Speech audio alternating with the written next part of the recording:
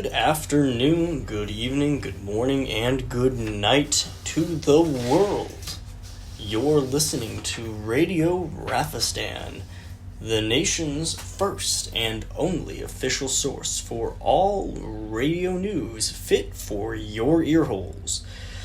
Tonight's opening inaugural broadcast will be made up of three distinct segments, with the first being the news headlines of the month, followed quickly behind by upcoming events, and finally by international headlines. Further things may be added as the series progresses, as this is considered by many to be the test broadcast of Raphistan's new 24/7 international radio broadcaster. Starting off with the national headlines for the month of October 2021, we have, rolling off the top of the list, the biggest and most prominent headline being Raphistan's independence from Graustark Dawsbergen. That's right, on October 1st, the Shah, His Majesty Alexander I, with the help of the former Viceroy Tony the Great, declared the sovereign independence of the desert realm of Raphistan, not only from the unified kingdom of Graustark and Dawsbergen, but from the United States as well. Following the declaration, it was met by wide support from most of the micronational community, and the Shah quickly capitalized on the situation, appearing on multiple live streams and podcasts to discuss the departure. What this could mean for Raphistan is still up in the air, but it is assumed that Raphistan will go the way to many contemporary micronations like Kal-Sahara and Molossia and become a desert oasis in the rocks for visitors to visit. Moving on to the next headline in new post-independence Raphistan, on Thursday, the 7th of October, work began on drafting the new national constitution of Raphistan. Draftees include His Majesty Shah Alexander I and Marshal Tony the Great, who has also been declared the new Bey of Garrettsville, a newly annexed region in the nation which will serve as a de facto consulate in the United States and give citizens a place to meet without having to travel all the way to Raphistan's beautiful deserts.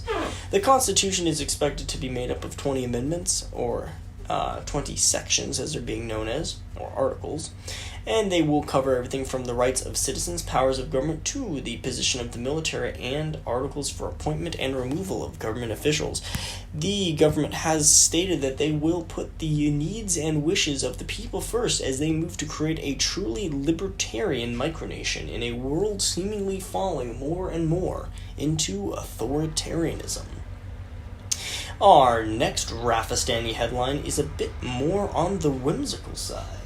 The poll to name Raphistan's new capital city has concluded this week, with poll results being 66% in favor of Al-Miadad, with the runner-up with a mere 50% being the follow-up runner-up of Rafdad.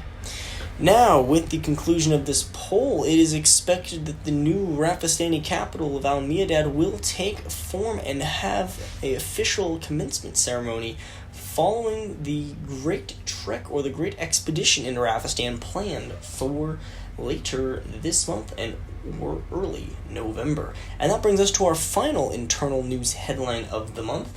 Plans are increasing to prepare manpower and resources for the government's planned exercise into Raphistan.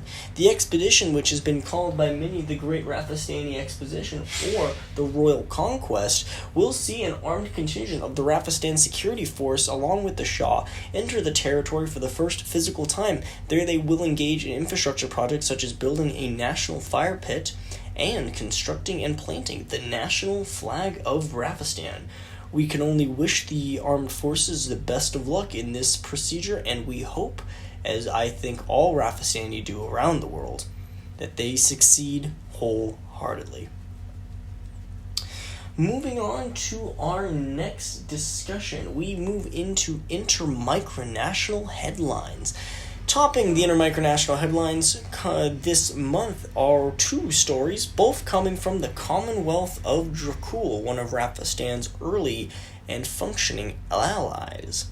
When the Dracul top headlines include, yesterday it was announced that the stepfather of President Dimitri Howie has passed away. The circumstances behind his passing are as of yet unreleased, and at this time we here at Radio Raphistan and within the Raphistan government wish and send our most sincere condolences to the people of Dracul and to the Howie family as they go through this time of immense mourning. Finally, in Dracul news, the situation is ongoing with the son of Draculian official Sarah Estrada, who was removed and banned from attending soccer games at his school due to an epileptic seizure he suffered on the field. Many groups, including the Draculian government, are claiming that he's been wrongfully and illegally discriminated against, and a campaign is ongoing to allow and force the school or school district to reverse that decision. Finally, in some quick-fire foreign affairs news, the Imperial Grand Duchy of Lundenwic has opened an unofficial diplomatic dialogue with the Desert Realm of Raphistan, with talks beginning into a possible cultural, trade, and free movement pact being signed between the two nations. This could potentially lead the way for official diplomatic recognition and the possibility of a signing of a peace treaty later on in the future. And in community events, the only planned event coming up soon will be a citizenship drive that is soon to be planned out by the Raphistani government, so stay tuned for that. More news will be added to Raphistan's website in the news section where you can take a look at that. Until next time, this has been Radio Raphistan, Raphistan's first and only source of international radio news. If you'd like more information about the Desert Realm of Raphistan, you can find us online at raphistangov.weebly.com. That's raphistangov.weebly.com. There you can find weather, news, headlines, and all you've ever wanted to know about the oasis in the desert that is the Desert Realm of Raphistan. As always, citizenship applications are open, and any micronation wishing to enter in diplomacy can simply drop us a line in the diplomatic relations segment on the website. Same for any interested parties in Raphistan's Royal Crown Trust's microloan project, which more on that will be coming out in the next edition of Radio Raphistan. So, if your micronation would like their news included in the next Radio Raphistan broadcast, drop us a line and contact us through the Raphistani website. And one last time, that website is raphistangov.weebly.com. Thank you all for listening, and I wish you all a great rest of your week.